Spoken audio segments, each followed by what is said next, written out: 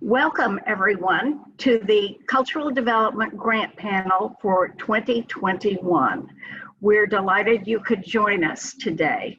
I'm Martine Collier. I'm the Executive Director of the Arts Council. We have two other Arts Council staff members with us today, Joe Federico, who will be doing our record keeping, and Eileen Blake. First of all, I want to commend you all for attending the grant panel meeting relative to your application. It's a wonderful way to become a better grant writer, listening to a panel of experts review your grant, the good and the things that could be better. So I commend you for being here today. But you know, this would not be possible at all without these dedicated people that volunteer to be our panelists and spend hours and hours going over your application. So we are so grateful for them for doing this. We sent you a very in-depth background information about our panelists some time ago, but just for now, I'd like to just let them all briefly introduce themselves so that you can put a face with the name and the background that you already read about. And we'll go in last name alphabetical order, so we'll start with Huwaida Afan. Hi, good morning, everyone. My name is Huwaida Afan. I am the Executive Director of the Mauryan Arts Center in St. Petersburg, and I am happy to be here this morning. Thank you. Keith. Had to unmute myself, sorry. Keith Arsenault here. I manage all of the performing arts facilities for Hillsborough Community College in Ybor City, and I've been involved in the professional theater and dance world in the Bay Area and around the country for years. Okay, great. Devin. Good morning. My name is Devin Dominguez. I'm a philanthropy officer for Major and Planned Gifts at WEDU PBS. Okay, and Tyler? Good morning. My name is Jay Tyler Odell. I'm a fiscal analyst for the University of South Florida and an independent researcher. And Nora? Good morning. My name is Nora Payne. I'm president of New Tampa Players and have been involved in the theater scene for over 10 years now here in Tampa. And Amanda? Good morning. I'm Amanda Saradsky. I'm an adjunct professor of dance at the University of Tampa and a feature writer for several publications in the area. Perfect. Georgia Vahue will be joining us in a moment. She's having some computer problems and is going to be calling in on the phone. If you're already here, Georgia, tell us. Okay, I don't think she's quite made it. So we'll hear from Qinghong Wei. Good morning, my name is Qinghong Wei, and I have a PhD studying community development through arts, and I've been an executive director for national and international organizations, and have collaborated with many institutions and communities throughout US and also here in Tampa Bay. Thank you for having me. Very good, and we'll get to Georgia once she gets on the line with us. Well, this is our very first grant panel meeting ever being done virtually. So first I want to give some general housekeeping details for the day. All panelists will remain muted except when it is their turn to speak. As was the case when this meeting was done in person, members of the audience will not have an opportunity to address the panelists directly. Panelists who have employment or derive any monetary return directly or through a family member from any applicant organization have already been asked to declare a conflict of interest.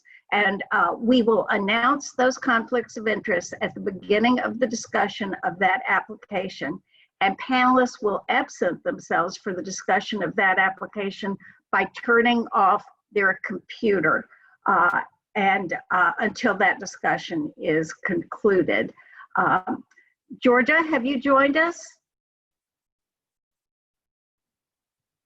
I see she's connecting. Georgia? Georgia, are you there?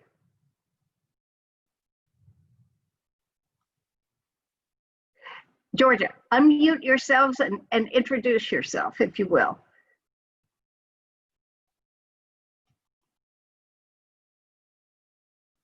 Well, let's go on through. The next thing I want to do is provide everyone with an overview of the panel procedures that we will be following today. For cultural development, we will review applications starting with level 1 and working in ascending level order to the level 3 applications. All applications are eligible to receive up to 100 points and must receive an average of 80 points or more to be considered for funding. However, a score of 80 points does not guarantee funding. Although each panelist has reviewed and scored every application, a first reader has been assigned randomly to each application. The first reader completes a more thorough review of each application and will begin the discussion of that application. All other panelists then have the opportunity for comments and discussion. Discussion of each application should be no longer than approximately 5 to 6 minutes in length.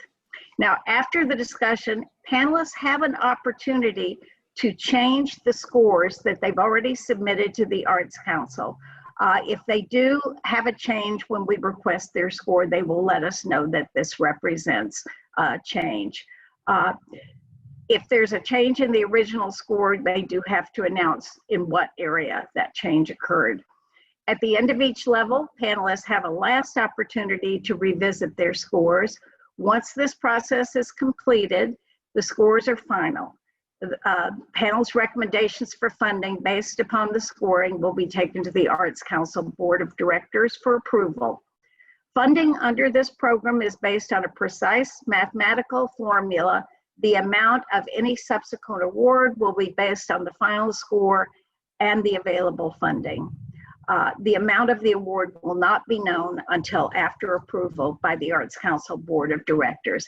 And I do want to emphasize very clearly that the funding for this program is provided by the Hillsborough County Board of Commissioners very generously, and we do all greatly appreciate their support of the arts in Hillsborough County.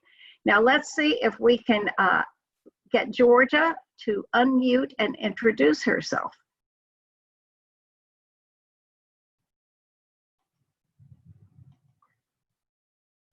Eileen, would you try to reach out to Georgia and see if you may?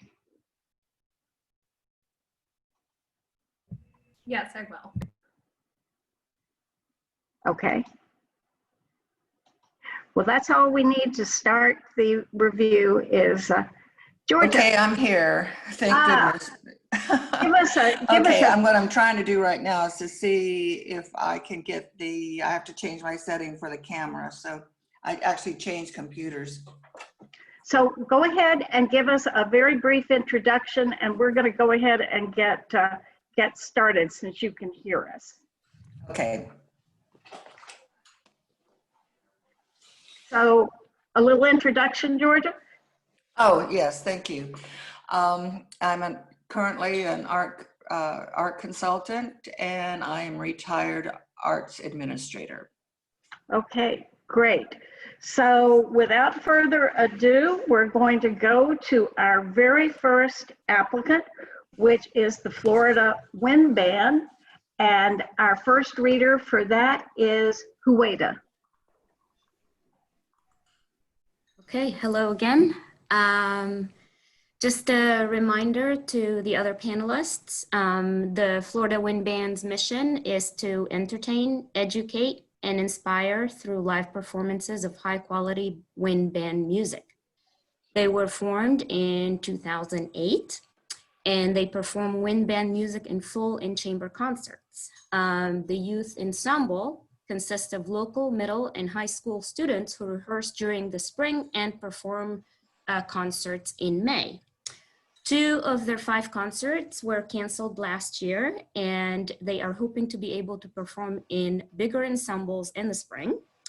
In the short term, they'll be working on smaller ensembles in outdoor venues, which will be live streamed. Performances are their main source of revenue. They listed their attendance in the last completed fiscal year as 718 and then at 734 this current year.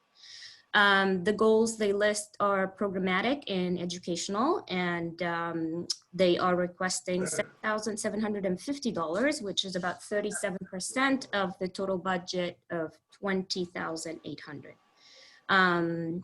That is all I have as far as comments, and if any other panelists have any comments on this application. Don't forget to unmute yourself. Any other comments about the Florida wind ban? I thought that the application was well put together, but I struggled in scoring 2 areas, and that was in the demographics, and it looked like the applicant didn't complete that information, and the board demographics that were in the data input section didn't match the attachment. So I had to score lowly in that section. And the other section that I struggled with was in the financial administrative section. It read that there was a substantial deficit projected for FY21, but they didn't speak to dealing with that deficit and what it came from. So I don't know if I'm alone in this, but unfortunately, that kind of brought my score down. Overall, I thought it was a good application, but those 2 sections were problematic. Other comments?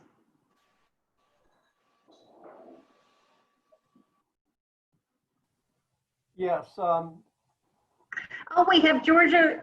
We have her face now. Yes, Georgia. You need to unmute yourself, Georgia.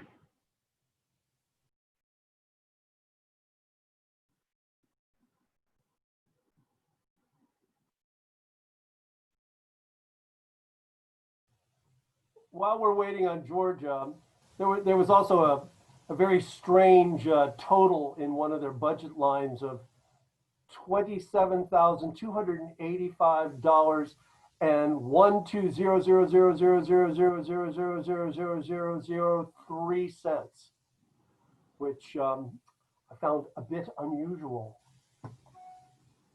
Okay.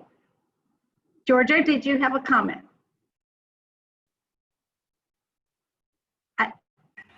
Okay, I just had to switch it back to my computer from my iPad. So okay. That's other than it was it was a good application. Okay, are there any other comments? Or if not, if we're ready to score, I will start out asking Huwaida for her overall score. My overall score is 90. Okay, and we're going to go in the order that I have folks listed on my sheet. Tyler? My overall score is 88. Okay, and next, Keith. My overall score was 81. Perfect. And Nora? My overall score was 80. Okay. And Ching Hong? My overall score is 80. Amanda? My overall score was 80. Devin? 80. And Georgia? My overall score was 86. Okay. I don't see any changes from the scores that you provided earlier, so we don't need to, but you will have an additional chance to change later on in the process. Our next applicant is Moving Current, and we do have a conflict of interest for this one. Amanda has a conflict of interest, so we're going to, so she's going to turn her camera off while we discuss this one. And the first reader for this one is Keith. Okay, I feel a little bit as a disadvantage after the wonderful previous presentation because I sort of assumed that we would be able to access back to these grants after we graded them out and make some further notes for presentation on the ones that we were first reader on. So, that being said, Moving Courage is a long-standing modern dance collective here in the Bay Area with most of their work on this side of the Bay in Tampa. They are the only group that does this sort of work in Hillsborough County. They list themselves as a collective as opposed to a company. It's rather communal in nature. They do excellent work. I have been at many of their performances, and yes, my venue has hosted some of their performances as well. My concern is that the request represents 43% of their total budget, which I think is a bit high. And I'm also a little concerned that they use the phrase representing themselves as being a woman-owned company. And reading off of my notes here, I just say I would be careful with that phrase. As being a 501c3, you are not owned by anyone. You operated in a position of trust and accountability for the benefit of the public at large. I know they understand this. I just want them to be careful with the use of that phrase. I don't think it's really appropriate in the not-for-profit realm here. I would highly endorse this proposal across the board. Any other comments? Yes, I found that it's an exceptional organization. However, the application was definitely not up to their standards. Letters of support were actually more effective than their narrative. Their evaluation plan lacks specific information that is clearly organized and presented. And then when it came to public impact, it could have been better written and clearer. It became very confusing when Cindy Hennessy was listed as the executive director, but was not noted as a staff member. She is listed on the board organizational chart as in the demographics, but then the 990 shows her as an employee receiving $4,700, which made it extremely confusing as to whether she's staff or volunteer or board member. So with that to me, it just was very confusing. Any other thoughts, comments? For me, I'm very impressed by the program design, and I found it to be very unique and innovative, and the commitment to diversity is very plausible. So those are the areas that I have rated high. Very good. Anyone else? I just wanted to add that I think that the organization does good work, but this is a really great example of taking the time to put together a thoughtful application can really make or break you. And I think just the thoroughness of the application could improve, and that's some general feedback for most applicants. Very good. Anything else? We've covered quite a bit. Okay, it looks like we're ready to score. We'll start with our first reader, Keith. I scored it a 91. Nora? 85. Ching Hong? 88. Devin? 68. Georgia? 87. Hueda? 90. Tyler? 95.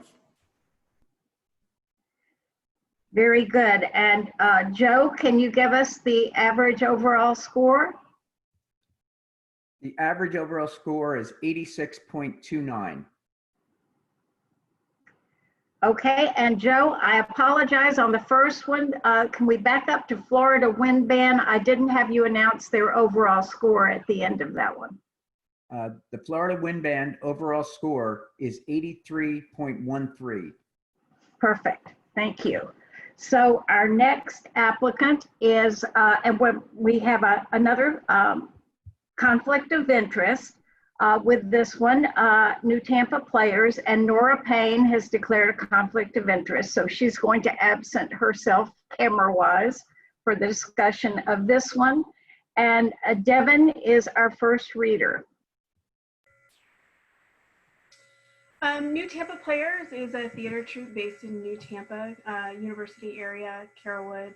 I thought this was a very well put together application. I was extraordinarily impressed by how much change and adversity they've had to face within the last 12 to 18 months and how they've really remained resilient through that. And I was further impressed by their COVID-19 pandemic plan. That 14-page document of clearly laid out not only how they were going to deal with reopening, but there was also a lot of thoughtful safety and financial management of plan A, B, and C. And I thought they presented a really well thought through application. Okay, other comments? I want to echo that. It was really refreshing to see kind of the COVID-19 things that were listed out there in great detail. I was wanting a little bit more description. I think it was listed as new activities in there somewhere as to what those might be. But other than that, I felt that that was also a really strong area.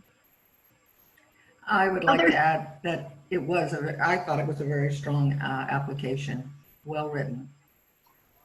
Yeah, I made note also about thanking them for including their COVID-19 preparedness plan. I did have just a little quibble because on a few other little things that don't really detract, but they make many references to their artistic director, but it was almost impossible to find anywhere in the application who the artistic director was. I finally dug it out that it was Derek Baxter. Truth is, I actually knew it was Derek Baxter, but I was curious going through their materials where they reference artistic director many times, but they didn't actually list them in a bio. They listed lots of other people. I was also a little concerned that 50% of their total expenditures are just lumped under remaining operating expenditures without any further detail than that. But overall, it's a strong proposal. Any other thoughts? I read that remaining operating expenses to be tied to the move of the new venue and the expenses that go along with that. And they didn't explicitly say that in the application, but that was sort of what I had gathered from what they wrote. Anything else? Well, I think we're ready to score New Tampa Players. Then we'll start with Devin, our first reader. 96. Georgia. Georgia, unmute. It's been a real morning. That's okay. 100. Okay, very good. Hueda. 92. Tyler. 93. Keith. 88. And Ching Hong. 87. And Joe, could you give us our average overall score for New Tampa Players? I am not sure you added my score. Amanda needs to go. Oh, I'm sorry. Yes, I'm sorry. Give me yours, Amanda. 86. Okay, perfect. I missed you in the list of rotations. So Joe, if you could give us the average score for New Tampa Players. Average score is 91.71. Very good. Our next applicant, and Nora can join us back now. We have no conflict of interest on this one. Our next applicant is Spanish Lyric Theater, and Nora is actually our first reader. Thank you. Spanish Lyric is Tampa's oldest performing arts company, founded in 1959. They have produced over 1,000 productions in both English and Spanish, and their roots are in the Spanish zarzuelas, a Spanish operetta. They moved into musical theater in the 1970s, but today SLT's mission is to serve the diverse community of the Tampa Bay area by producing and theatrical performances in Spanish and English, by creating opportunities for all local artists to develop and showcase their talents, and to provide audiences with affordable, high-quality theater experiences. Their 2020-2021 season, They plan to continue with virtual events, including Hispanic Heritage Month concert, Silver Bells, Black History Month concert, and Disenchanted. And when it's safe to perform in person, they plan to produce In the Heights and Ybor City the Musical. SLT is a long-running organization with deep ties to the Tampa Bay community. It's good to see new faces on the board, including a new artistic director. It's also good to see new memberships in the Ybor Chamber of Commerce and the Hispanic Chamber. Tampa has a thriving Hispanic population and will benefit from more Hispanic theater programming. But in this application, it would have helped to see further explanation of the operating budget, including the operating fund balance and where the future revenue would come from if in-person productions cannot happen. That's all I have. Other thoughts? I thought that the work samples were very clear and supported a lot that was present in the narrative. A question I did have was kind of a lack of clear plan in terms of how to expand digital marketing. They talked a little bit about impressions, but there was no really clear barometer of how they were going to measure impact otherwise. Other thoughts?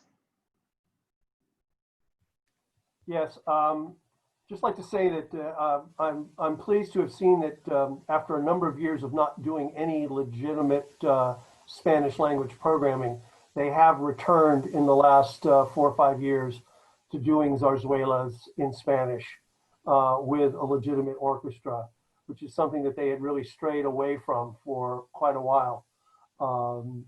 Also, although it's not mentioned in great detail here, the new artistic director, whose longtime Tampa roots and has just moved back from New York City, I think could give them a real serious shot in the arm. So I'm happy to see that. Other thoughts? Well, it looks like we're ready to score. We will start with Nora. 82. Ching Hong. 85. Amanda. 86. Devin. 91. Georgia. 95. Hueda. 97. Tyler. 92. And Keith. 88. Joe, could you give us the average score for Spanish lyric theater?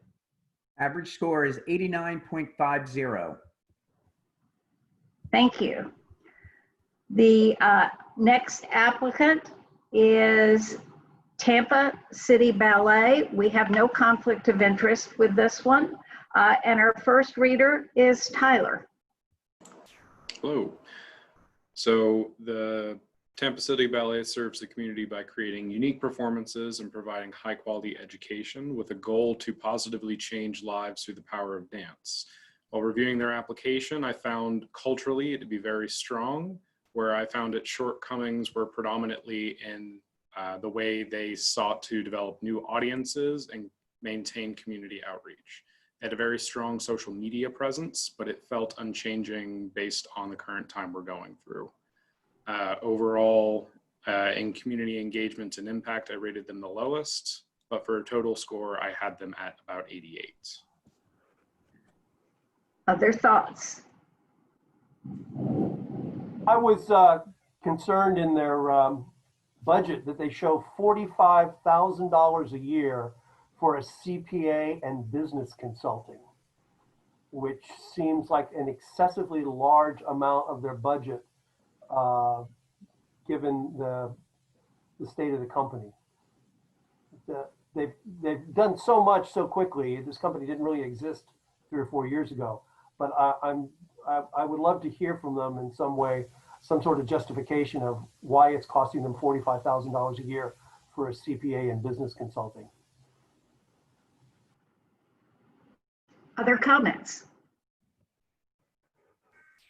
This is another example for me of making sure that your application is complete. I found it nearly impossible to evaluate the diversity of the organization, because the demographics just weren't filled out for any year or any area board volunteers for their audience. So this is a case where I probably would have scored higher, but when you leave out one section, then drag the score down.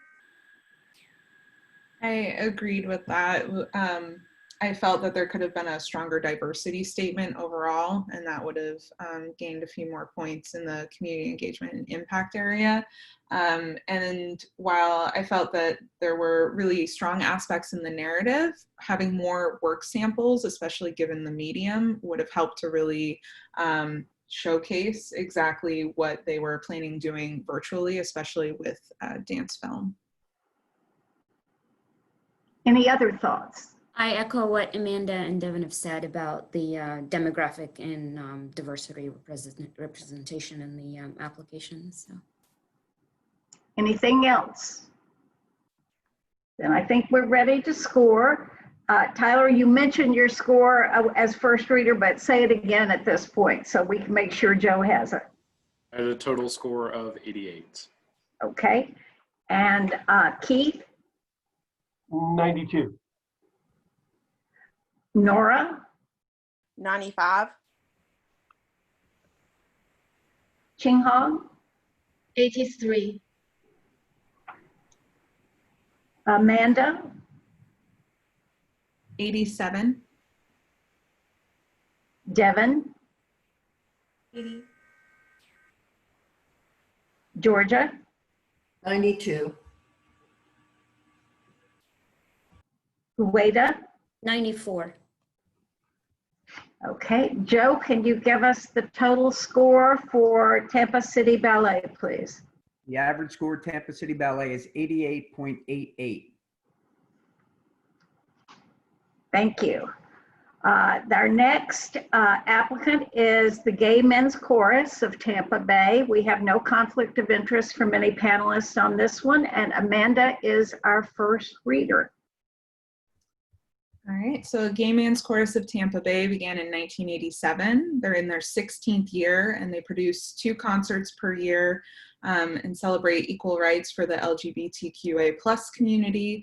They've participated in many Pride-sanctioned events in the area and are applying for $15,000 for their fall season. They have produced concerts that feature bilingual music, and their programs and messaging really speak to the larger world, political and cultural events, and they have a goal of reaching diverse audiences. And that's what I really found to be strong in this application was the inclusivity, the level of work in their partnerships, singing with everyone from Hugh Jackman to at various local sporting events and partnering with the Straz Center. And I felt that their mission and practices were very congruent with the music and the programming that they had chose and reflected the diversity and representation both on their board and in the creatives. I was kind of longing for a little bit more specifics in terms of benchmarks. A lot of the details were very generalized when it came to different parts of the application. So having specific facts and figures to really measure impact would have really strengthened the application for me.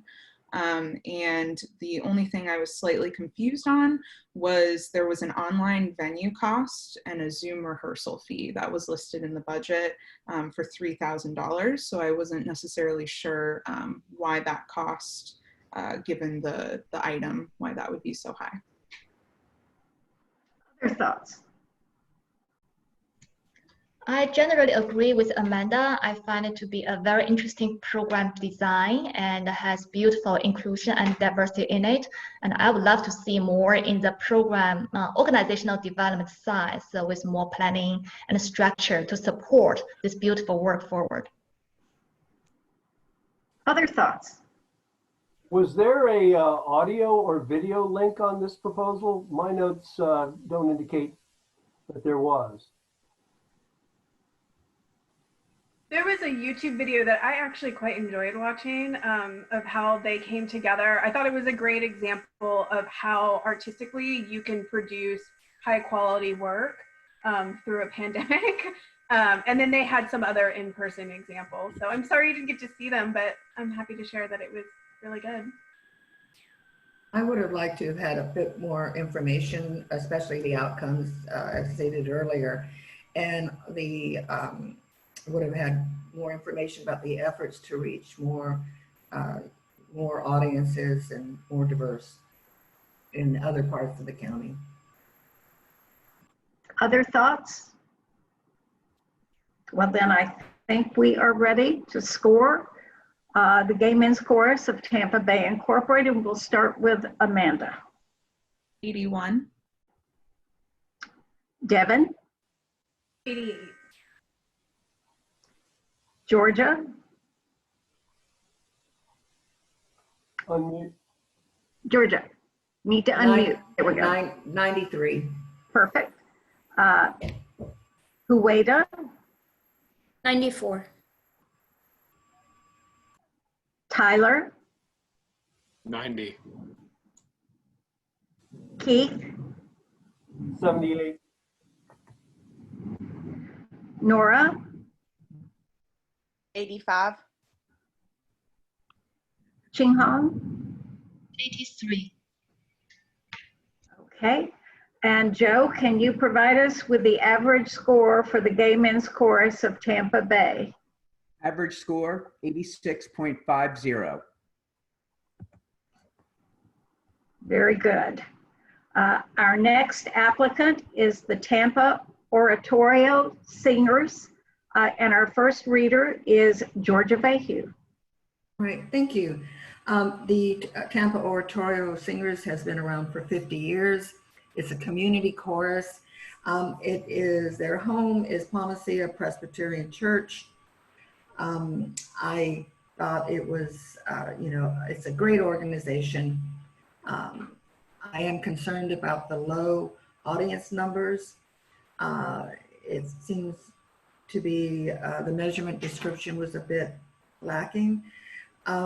They perform choral classics, and they are absolutely exceptional in their artistic quality. My concern was low audience numbers that they showed in a physical year. I would like to see more outreach, and I am very impressed with the online. They were very clear on the online 8-week series about musical theory, so they pretty much have dealt somewhat with the COVID issue. But I would like to have had more information. And there were some questions about how they did their measurements. Other thoughts? I echo what Georgia had said. What I'd like to add to that is the diversity and outreach section. I just didn't get a clear understanding of what they were doing and how they responded to that. But overall, I thought my additional comment at the bottom says great pivot in programming to address the pandemic. So I know everyone's going through a hard time, but I really loved seeing how they were addressing what's happening in the world today. Other thoughts?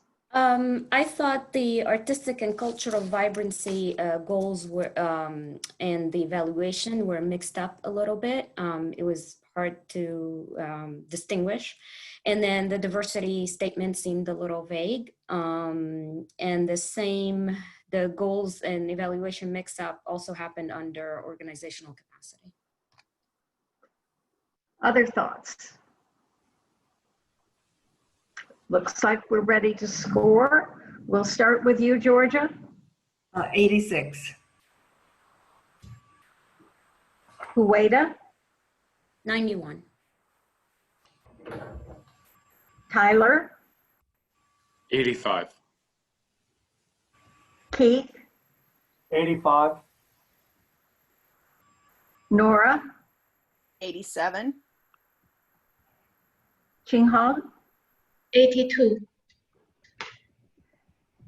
Amanda. 80. Devin. 81. Joe, can you give us the average of our panelist scores? Average score, 84.60. 3. Perfect. So that is the last level 1 organization. So what we're going to do now is Joe is going to go through and give us each organization and their average score. And at the end of this, if you want to change any of your scores, you just need to tell us. But Joe, would you just go through the level 1 applicants and give us the averages, please? Okay, let me make sure I can screen over here. Okay, I've got Florida Wind Band at 83.13, Moving Current Dance Collective 86.29, New Tampa Players 91.71, Spanish Lyric Theater 89.50, Tampa City Ballet 88.88, the Gay Men's Chorus of Tampa Bay 86.50, the Tampa Oratorio Singers 84.63, and I believe that's it for level 1. That's does anyone have a score change for level 1 before we move on? This is your last opportunity. Okay, seeing none, we will move into level 2. I'm thinking we're doing very well time-wise. Unless someone needs a break, I'd like to go get a little bit of ways into level 2 before we take a break, maybe another 20 minutes. Is that okay with everyone? Okay, we will do that then. So the first level 2 organization that we will be reviewing is Bits and Pieces Puppet Theater, and Ching Hong is our first reader. So yes, this Bits and Pieces Puppet Theater, it has a very clear mission, which is to engage the puppet art for children's education. And the strength that I found with this organization, the first is that they are reviving this traditional art means in current day. And I find that very intriguing. And secondly is that they have been able to reach a large portion of a minority population. And I think that they mentioned in their application that in the puppet art are very appreciated in many immigrant communities.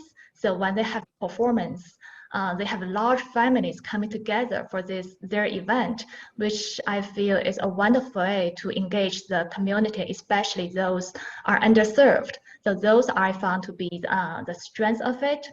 And during the COVID season or the time, they have been really diligent in trying to provide their service online. They have brought live broadcast shows and also live workshops, which I find very interesting as well. So the fund they are seeking is mostly or exclusively to fund the executive and artist directors, and they do operate on a relatively modest budget. So the funding from this grant is going to be a considerable amount. So that's a good thing on one side, and on the other side is the financial diversity, like the resilience of the financial operations. So that's like the double-sided thing. So basically, I find this to be a quality application. I really appreciate the community outreach work, especially they have been doing. Very good. Other comments? I have a couple. It's a great organization. Their outreach programs are very impressive, and what they've done during the COVID time, it's really, as I said, exceptional. However, I am concerned about their projected 2021 and 22 season. They said they want a new target audience of 10,000 based on what they have given us in their, not this current year, but the year before. That's a pretty hefty, almost 37.7% in increase in audience. And I hope that they can reach that. But that's the only thing that kind of, I question. And then also there was a little bit of lack. I mean, when we go through, this is all competitive. And when you complete an application, you need to make sure that the inaccuracies, that you review. And when you leave something out, they left out the number of creatives. I mean, it just didn't match. So, that always takes a point off or two. So again, emphasize that review your application. Very good. Other thoughts? Yeah, I wanted to echo Georgia. I would have loved to have, we had the bios of the artistic directors, but the bios of the creatives, and also having that actually listed as well, since that seemed to be a major part of it. Because there was an abundance of supporting material, but that lack of detail did lose a few points for me, as well as the lack of detail on, or the lack of supporting material. There was detail on the traveling stage, but there was no visual representation, since that seemed to be such a huge thing given COVID and given the virtual programming. I felt that was kind of a big missing piece. Other thoughts? Yeah, I had trouble reconciling the efforts to pivot during the pandemic with a future forward plan that really looked towards there's no pandemic and being in school. And I think the reality that we're faced with, I really would have liked to have seen a little bit more of how that would be addressed, not just in the narrative, but also in the financials. And I have a lot of concerns about their board and governance. There's a really small board for an organization that I think they're at the point now where it's time to start expanding outward, because a larger, more efficient board is what's going to help through the tough times. And so I really would encourage this organization to look towards that type of growth. Anything else? I think we're ready to score. So Ching Hong, 82. Amanda, 82. Devin, 66. Georgia, 94. Hueda, 90. Tyler, 88. Keith, 92. Nora. 80. So Joe, can you please give us the average score for Bits and Pieces Puppet Theater? Average score is 84.25. Thank you. Our next applicant is Carol Wood Players, and our first reader is Hueda. Okay, Carolwood Players is community theater. Their mission is to promote greater knowledge of the theater arts and skills by developing talent and training the community in all branches of dramatic presentation, fostering and promoting exchange of information, experience, and ideas, and presenting a variety of stage productions for the entertainment and benefit of the community. They celebrate their 40th anniversary in 2020-21 fiscal year, and they are looking to bring back some of their popular past productions. They're also looking to grow their educational programs with acting, writing, directing classes for all ages, which are free or pay what you can.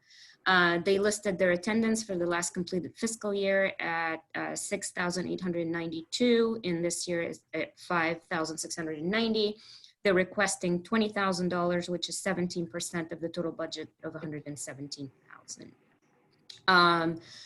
What I wanted to read more about was under their evaluation plan. I just wanted to learn more about the quantitative, get a little bit more quantitative data from them under the evaluation plan. That's the only comment I have on this one.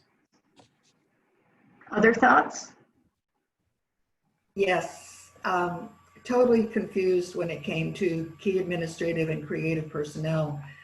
Whether they were staff, volunteer, who does the oversight, operation, education, or any key administration is not noted if staff or volunteers. The way it was written was extremely confusing. Did they present a resume for Russell? I mean, what was going on here? The other thing with the evidence of high standards, oh my gosh, those work sample clips had so much audience noise that you could not hear the actors.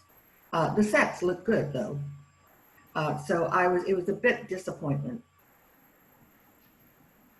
Other comments? I just wanted to note that I was impressed by their efforts to transition their board of directors and their funding model. It takes a lot of hard work to do that, and I wanted to say good job on that. Well, for me, I find the programming to be very solid, and I do have a concern on the community outreach. And given the data they have provided, there's really very low percentage of non-white participation.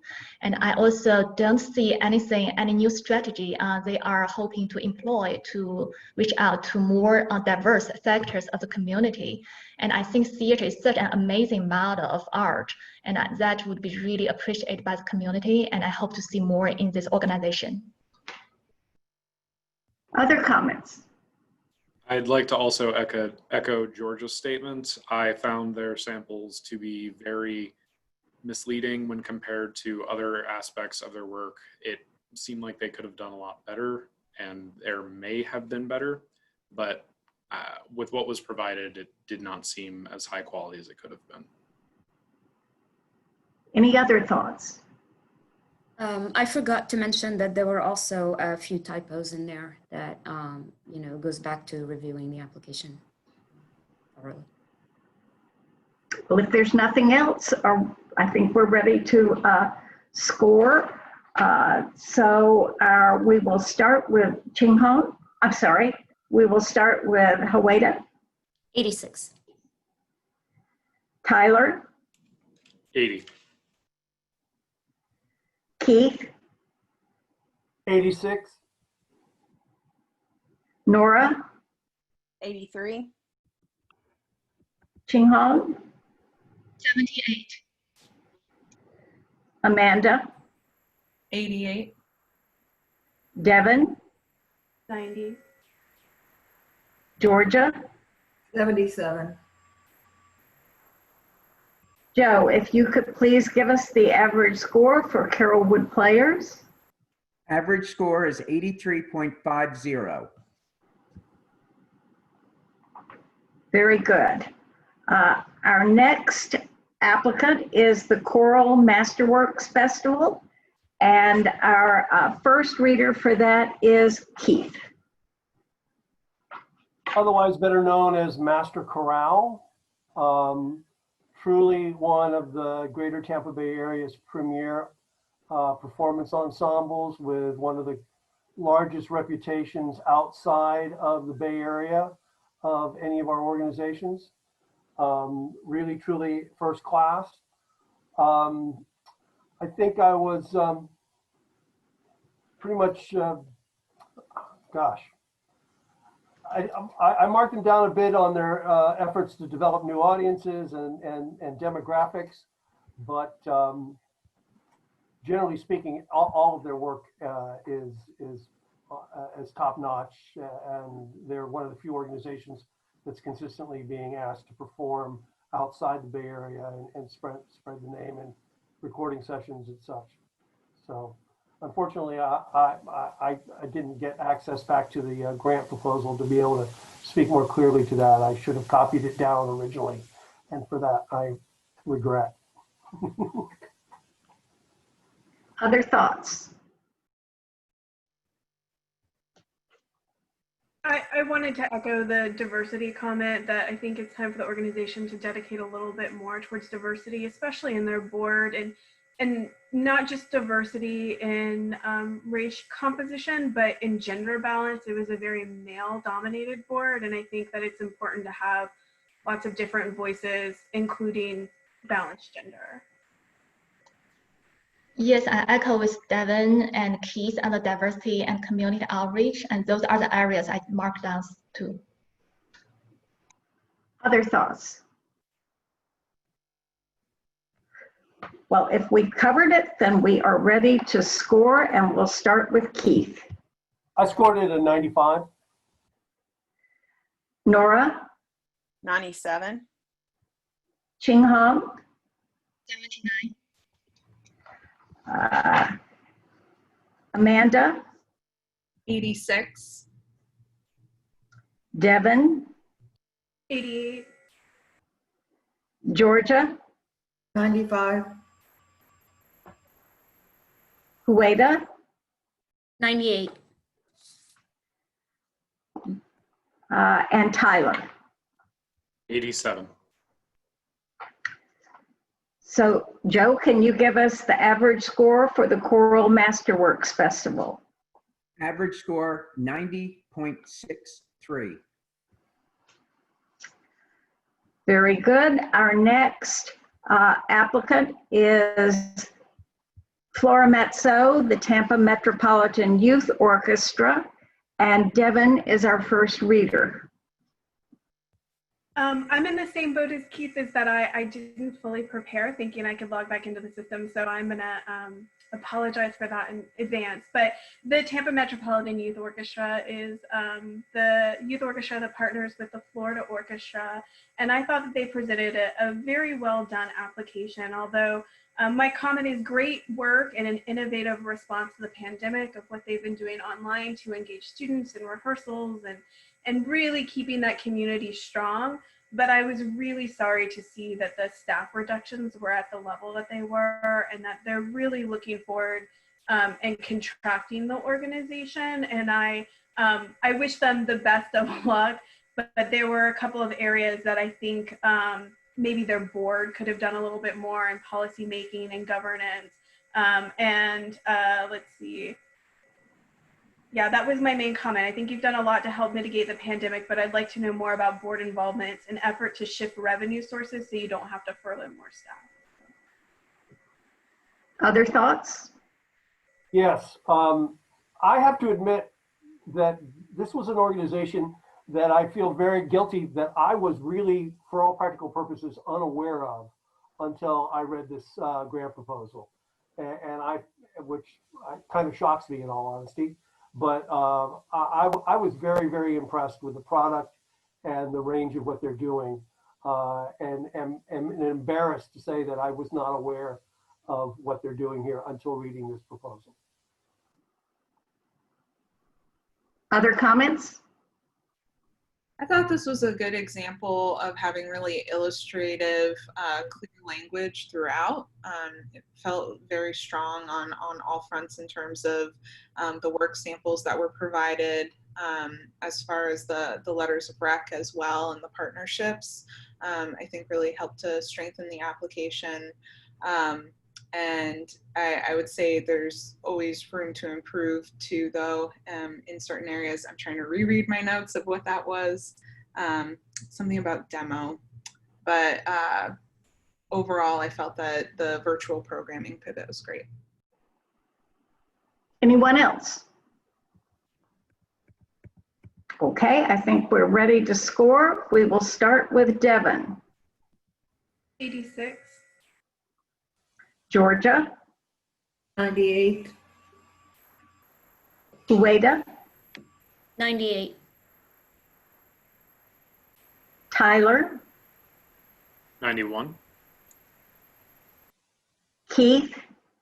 93. Nora.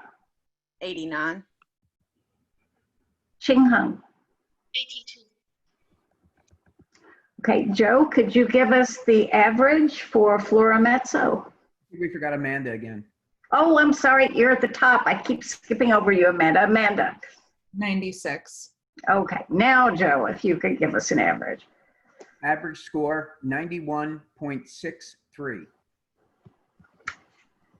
So we are going to do one more applicant. This will put us exactly at the halfway mark, and then we'll break. So the last applicant before we do break is Gasparilla Festival for the Arts, and Nora Payne is our first reader.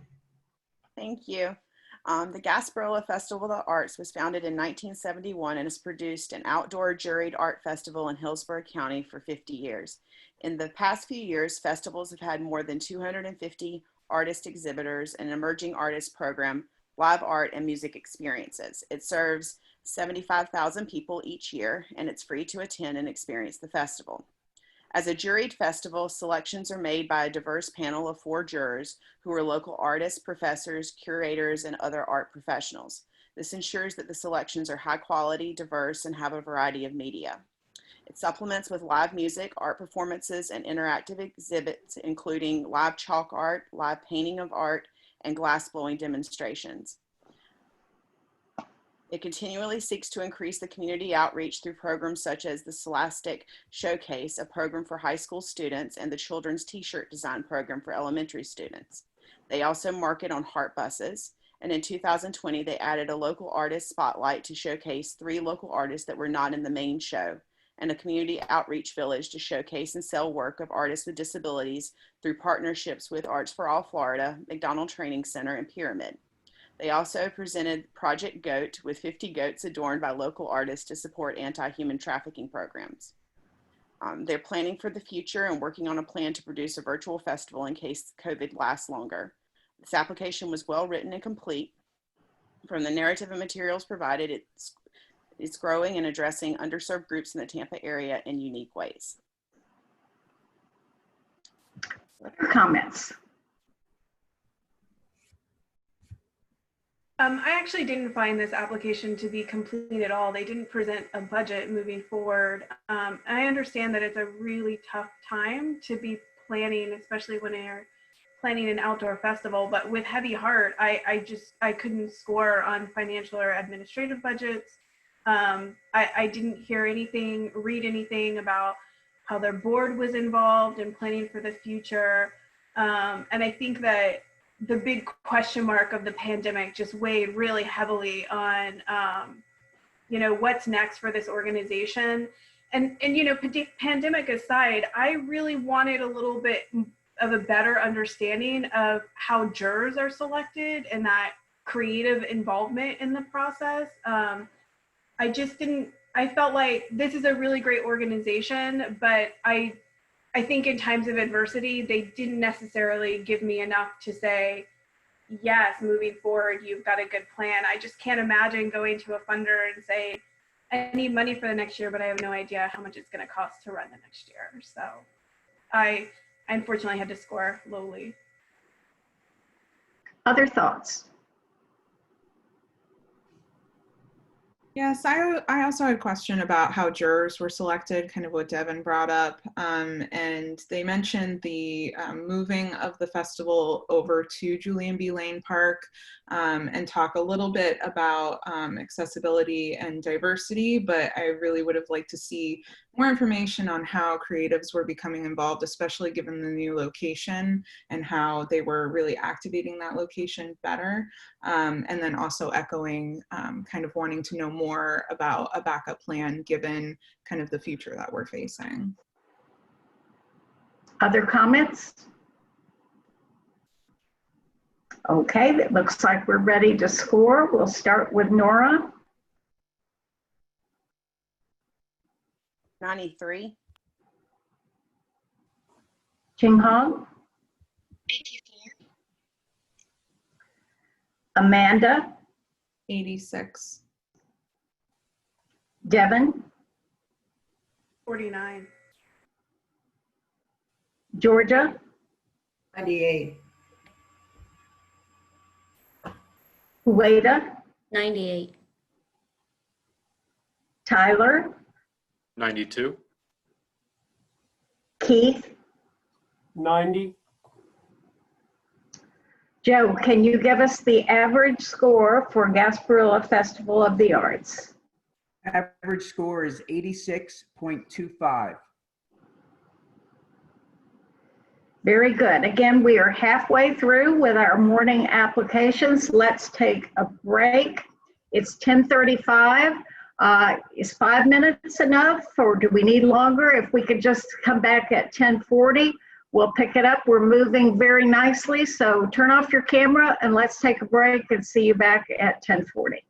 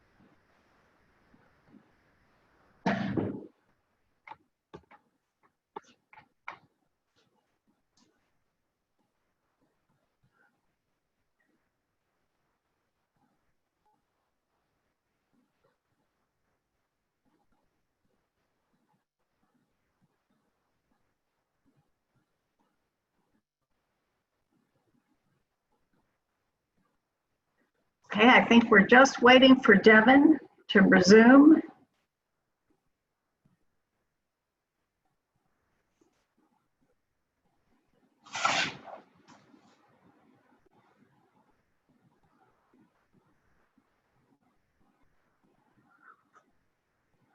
So the gang's all here.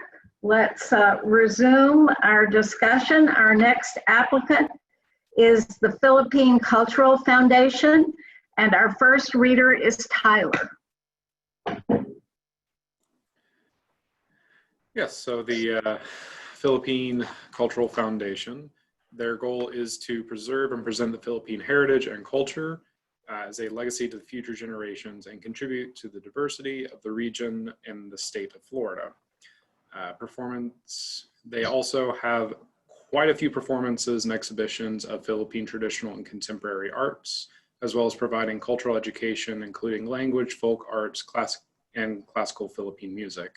Something that particularly impressed me with this application was the sheer number of events and community outreach programs that they had put together, as well as a lot of the programs being free and targeted towards children. Overall, on a cultural merit, I found this application very strong.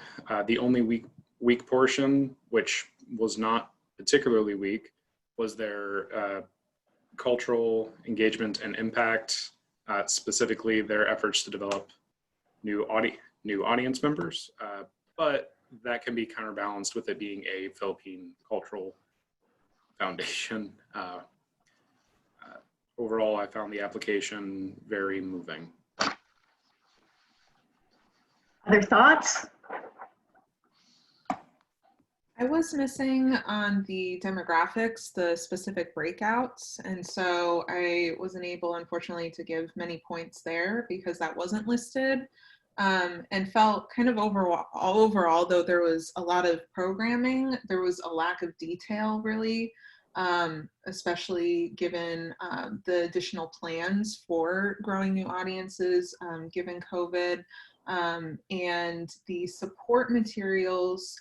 None of them really addressed this particular request. The letters were all addressing the request for the facility from a grant that they had already received. So I felt that that was kind of a weakness there, that it wasn't in support of this particular project or request. And it felt a little bit recycled. So I would have liked to have seen a little bit more effort there.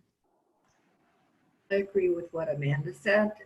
Culturally, has a lot of merit, and I was just concerned that a lot of things were not clearly defined in the application. And to add on to that, what Amanda said about diversity, they didn't complete the diversity section, but when they spoke to the efforts to increase diversity, they only spoke to age diversity, and diversity is an inclusiveness effort, not just in age, but in lots of different areas. So I was hoping to get a little bit more from that. But I was really concerned about the presentation of their operating budget. It showed quite a substantial deficit, and they didn't speak to that. And I also was very unclear in the roles and responsibilities of the board and how they come together and govern and create policy.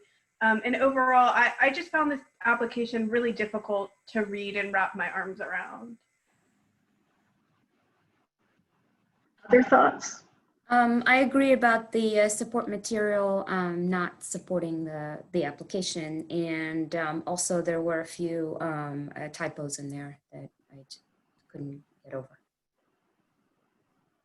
Anything else that we haven't covered? Okay, sounds like we're ready to score. We will start with Tyler. 91. Keith. 86. Nora. 84. Ching Hong.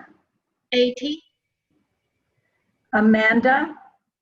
70.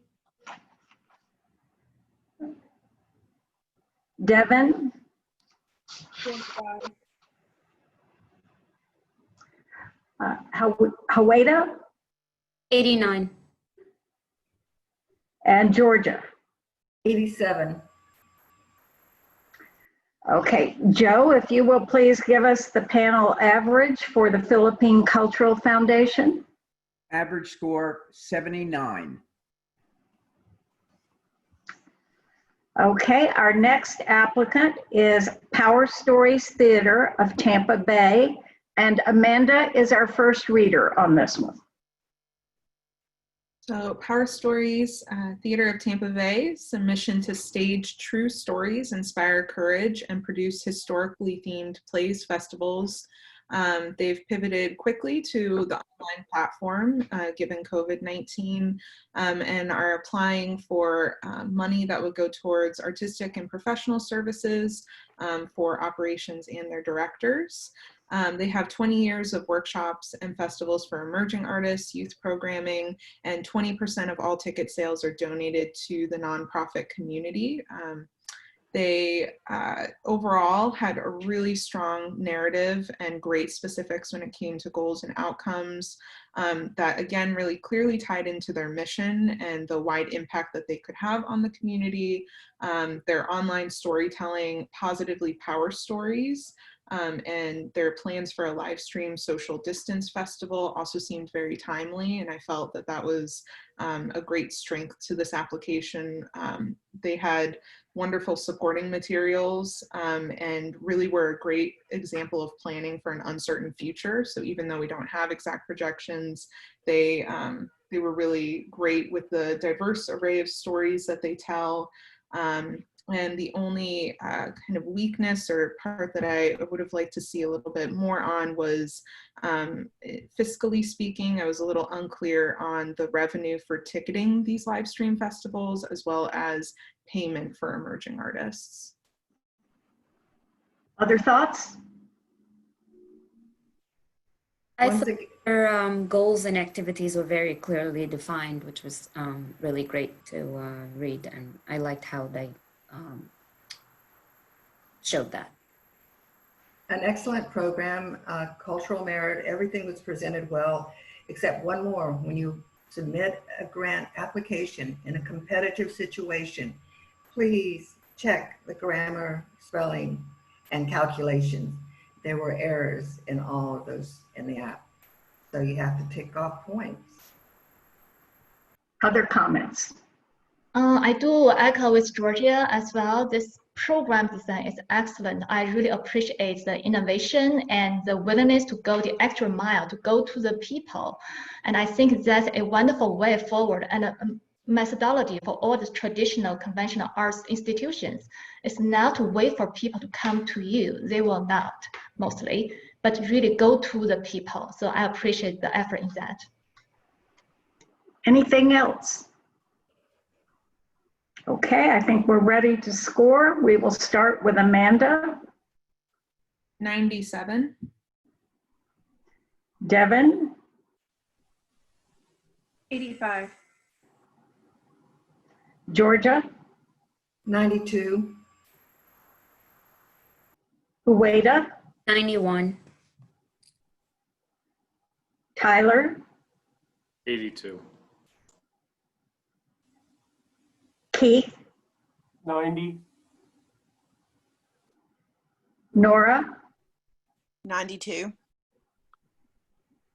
Ching Hong. 86.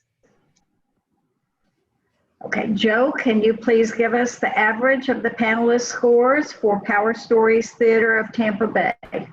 Average score 89.38. Very good.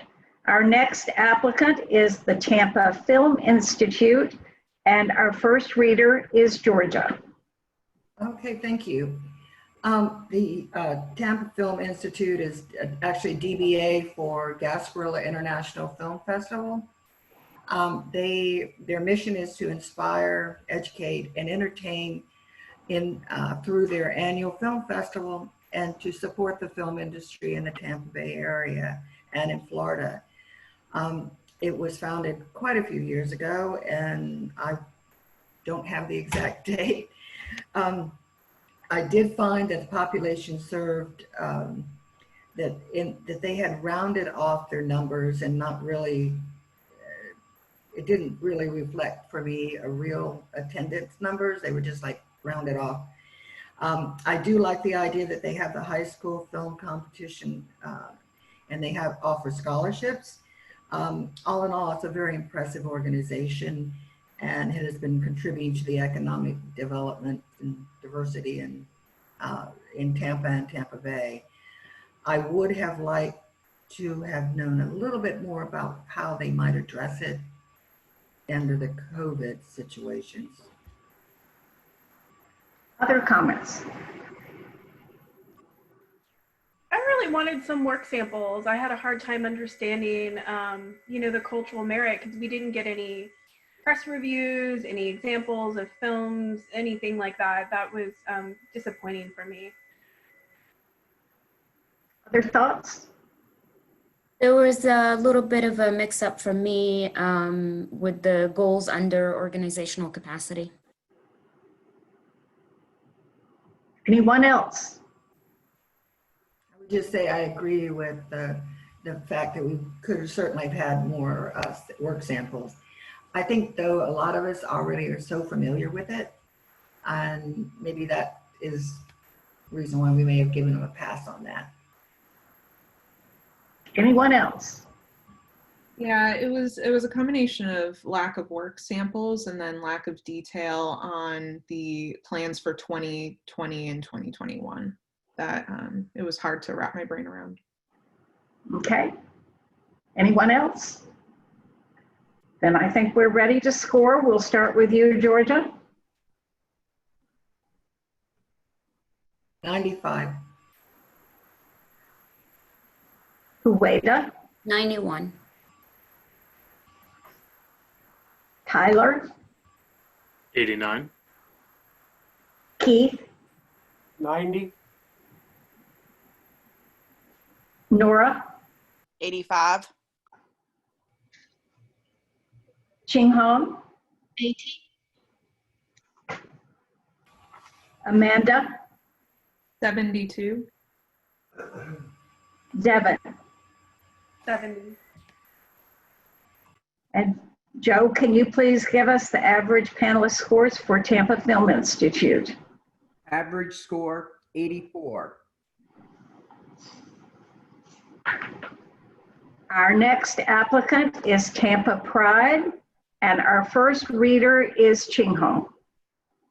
So Tampa Pride, this is a really impressive organization, and what they do is that they organize year-round events and culminating in an annual Tampa Pride Festival.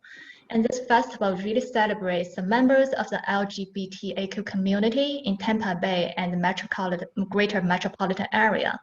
And the program design is very dynamic. There's just a wonderful mix of different arts genres such as music, dance, and pageants, and others, and also family-friendly ones. And I also appreciate that they are really mindful and conscious in their program design to draw out artists and community members from the African American and Hispanic communities. So with a very mindful design, you will get really wonderful results in that regard. I think the biggest challenge is certainly what will happen next year. So from their application, I have not seen much discussion in that, and that's really my major concern. So yeah, that's about it. Other thoughts? My note on the effective governance section was I'm unclear on the role of the board in long-term planning, and I'm not in favor of paying board members, and especially not with grant funds. And then my other comment on the board was that I encourage them to seek more gender and ethnic diversity on their board, but overall, I think they do great work. Speaking to that same point, their budget seems very top heavy in personnel / administrative. 38% of their total expenditures for the last fiscal year was listed as personnel administrative. Other thoughts? Yeah, I just echo Devin's kind of like paying closer attention to there's a great mission with the demographics reached, but diversifying the board should be something on the docket for the upcoming year in terms of gender and race ethnicity. Anyone else? Then I think we're ready to score, and we'll start with you, Ching Hong. 89, Amanda, 82, Devin, 80, Georgia, Okay, 99. Hueda, 97. Tyler, 96. Keith, 86. Nora. 82. All right, Joe, can you please give us the panelists' average for Tampa Pride? Average score, 88.88. Our next applicant is Tempest Projects, and our first reader is Hueda. Tempest Project is dedicated to nurturing established and emerging local, national, and international artists through exhibitions and events. It promotes artists working in all media and originates, organizes, and hosts exhibitions that engage the Tampa Bay community through the visual arts.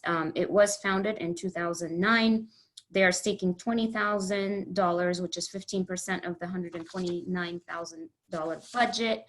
Their attendance for the last fiscal year was at 8,644, and they listed their current fiscal year attendance at 84,848, which gave me a little bit of a pause until we clarified that that actually includes their virtual attendance. So first of all, congratulations to them for the high virtual outreach that they've done. I had a little bit of, in their evaluation plan, the comment that I had looks like they're doing, they mentioned internal evaluations in terms of the artists and residents who are there or their board members, but there was no mention of doing evaluations with the, for the general public. So that was actually my, that was the only comment I had about that. Other comments?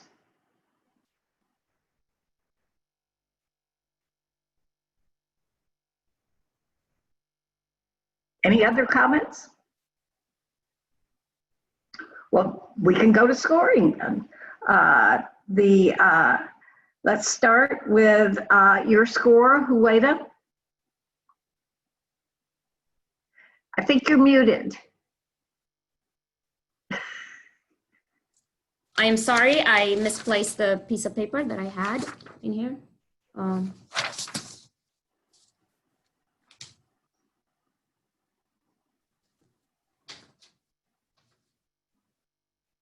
Oh, I'm so sorry. It's 89. Okay. Tyler, 93. Keith, 90. Nora, 97. Ching Hong, 84, Amanda, 97, Devin, 88, Georgia. 97. Joe, can you please give us the panelists' average of scores for Tempest Projects? Average score, 91.88. Our next applicant is Job Site Theater, and Keith is our first reader.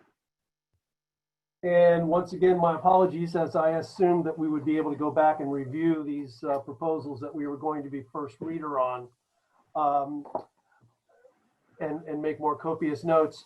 But of course, Job Site Theater is one of our major professional performing arts organizations in the area and one of our only two legitimate full-time professional theater companies here on this side of the bay. They do remarkable programming. They do diverse casting, and their work in bringing in audiences of school children and such for their Shakespearean work in particular is exemplary.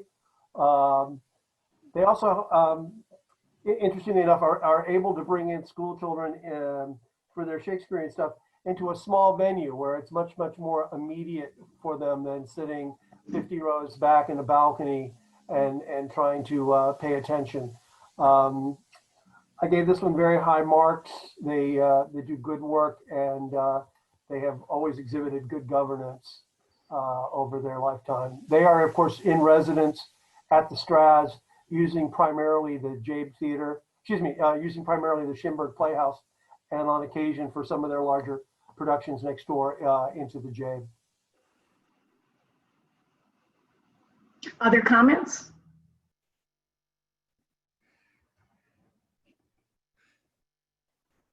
Any other comments?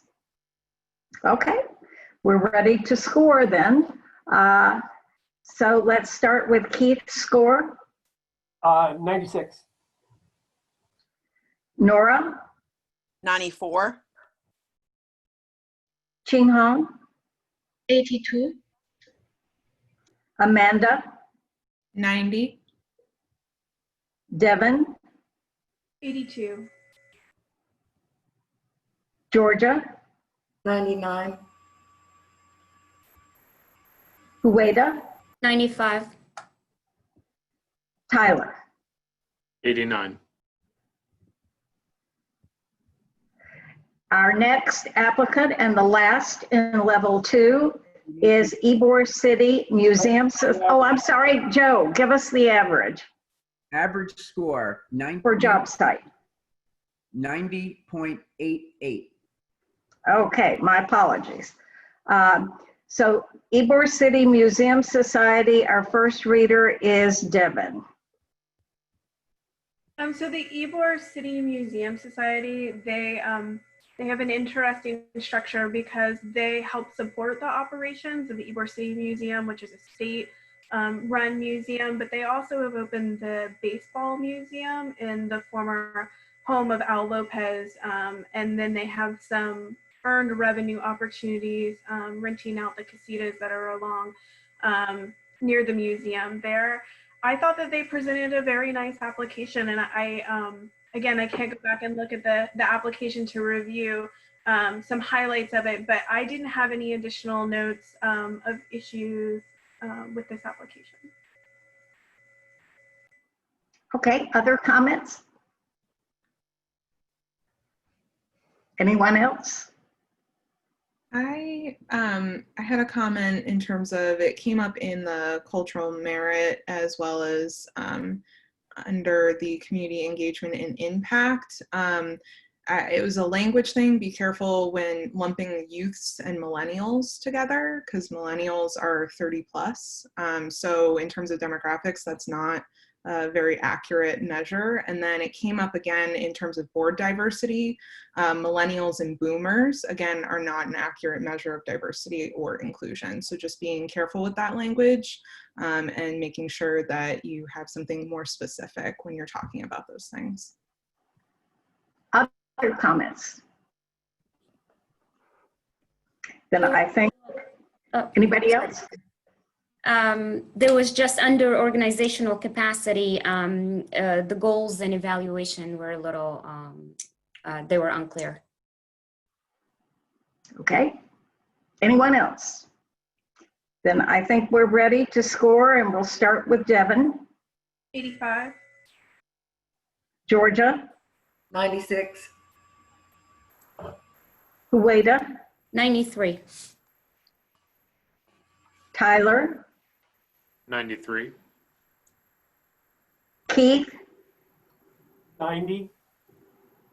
Nora, 87.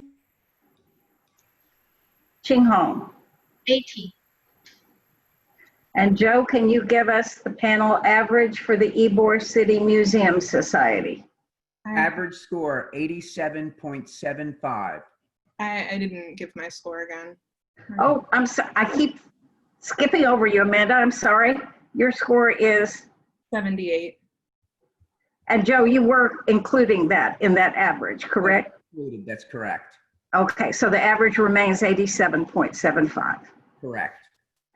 Okay, so that is our last applicant in level 2. As we did at the end of level 1, we're going to ask Joe to read back all the level 2 organizations and their scores After he concludes, anyone who would like to change their score may do so by just telling us under which cultural merit, community engagement, financial administration. If you make a change, you have to tell us in which one. So Joe, if you will start with bits and pieces. Bits and pieces, 84.25. Carrollwood Players, 83.5. Choral Masterworks Festival, 90.63.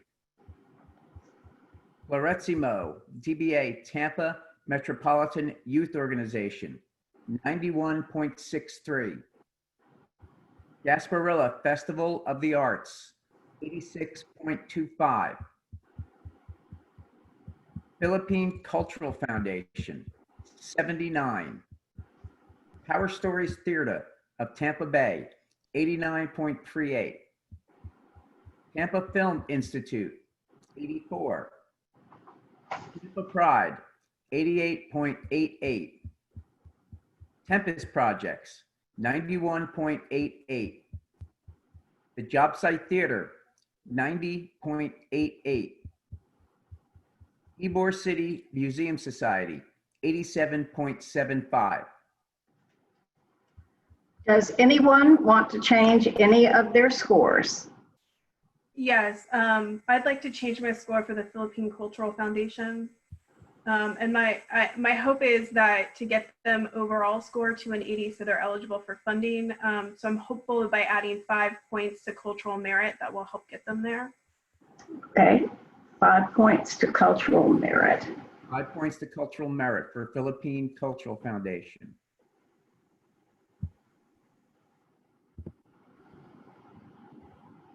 Okay, so would you give us the, reconfigure the average and give us the average for Philippine Cultural Foundation with that change, Joe? Revised average, 79.63. So does anyone else have any scores that they would like to change in level 2? Okay. Going once, going twice. We're going to move on to level 3 at this point. And the first applicant on level 3 that we will be discussing is the Gasparilla Music Foundation. And Nora Payne is our first reader on this. Thank you.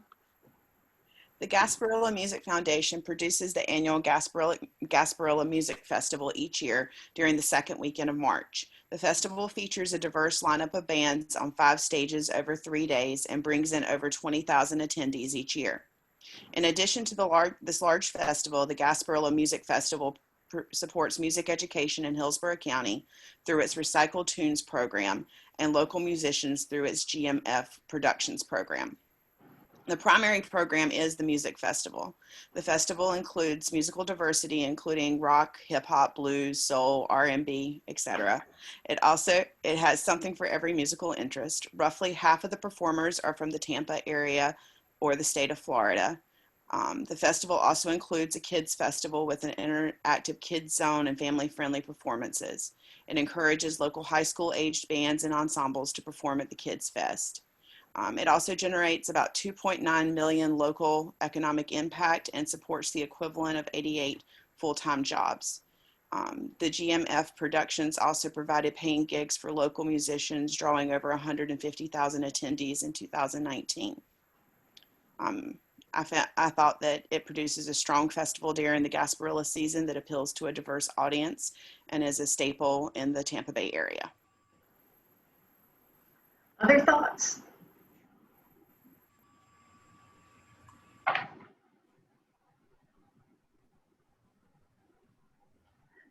Georgia, you need to unmute.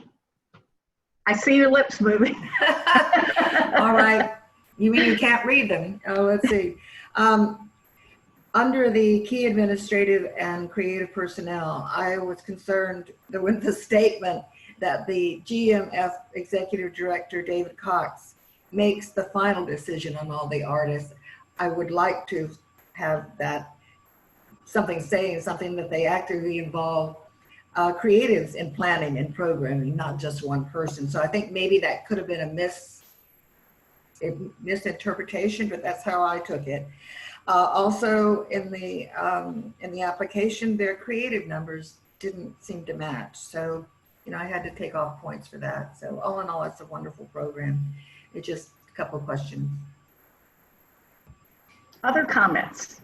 Yeah, to echo what Georgia said, my comment was that I would like to have understood more about the caliber of the artists and how they are selected. There's something about that selection process and what level of artists that they're looking to bring to the area or to promote that was missing for me. Any other comments? I would have also liked to have more details on the Recycled Tunes program, as well as specific outreach goals and projects, especially given how it's relating back to the foundation's mission. It seemed kind of tacked on in the application, so I would have liked to have that be, I think, a little bit more interconnected. Anyone else? Okay, I believe we're ready to score then. And Nora, let's start with you. 95. Ching Hong? 83.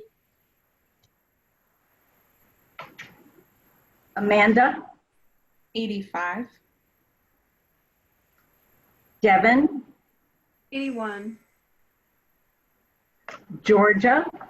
92.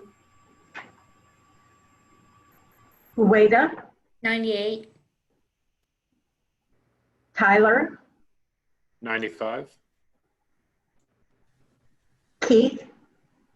90.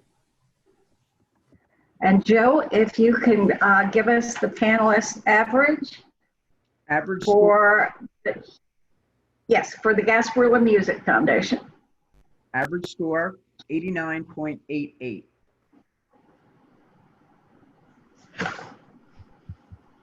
Okay, our next applicant is Stageworks Theater, and Tyler is our first reader. So I'm going to have to echo the sentiment of Keith here in saying that this morning I was preparing to create short statements for each of the grants I was first reader on. However, I was expecting to be able to access the grant system. That being said, very briefly, Stagework boasts that it's Tampa's longest professional running theater, having been in process since 1983.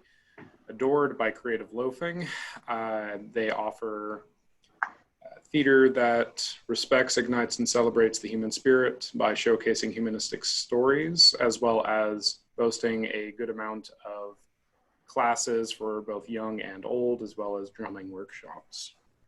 I enjoyed the application. I couldn't find anything particularly harsh about it. No major complaints from me.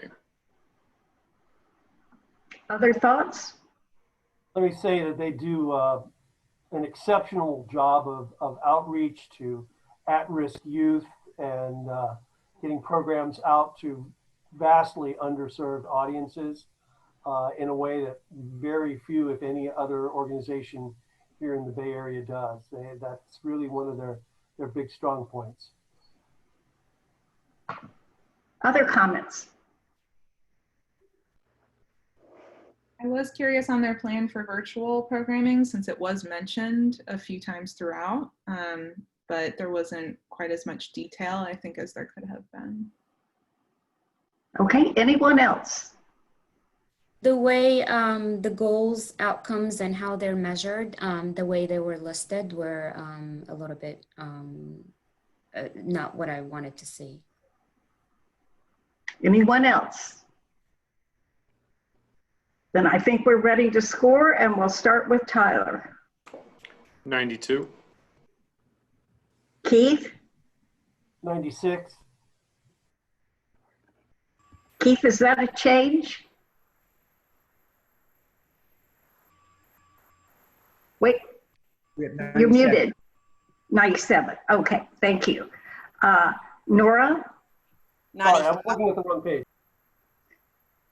Pardon me? I was looking at the wrong page. My apologies. That's fine. It didn't agree with what I had, so I wanted to check in case it was a change. Nora? 95. Ching Hong, 84. Amanda, 83. Georgia. 95. So is that a change? No, I think you skipped Devin, Martine. Oh, okay, I'm sorry. I've got Georgia, 95. Devin? 93. Okay, now I'm back on track. And Hueda? 95. Very good. I think we got everyone. So Joe, if you will give us the average for Stageworks Theater. Average score, 91.75.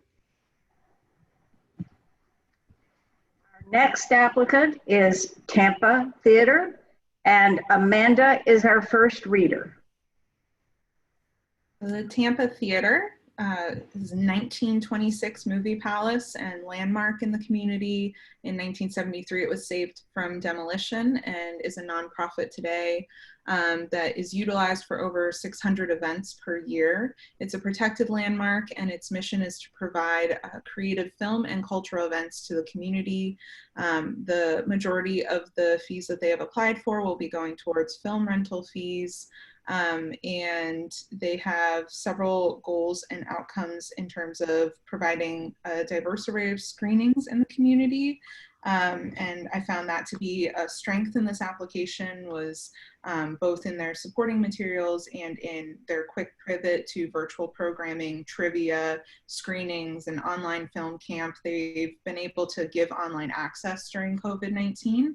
And continue to implement different programming in schools in the area, as well as free screenings in the park. A thing that I just had my eye on is they said eye towards diversity and inclusion, and I felt that there could be more diversity and inclusion reflected in their board, as well as in their creatives and staff, and that I was a little curious too, in terms of inclusion, how programming was chosen and what, how that programming is in conversation with the community. Other thoughts?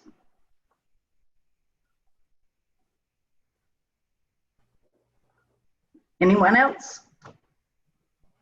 Then I think we can go ahead and score. We will start with Amanda. 80. Devin. 94. Georgia.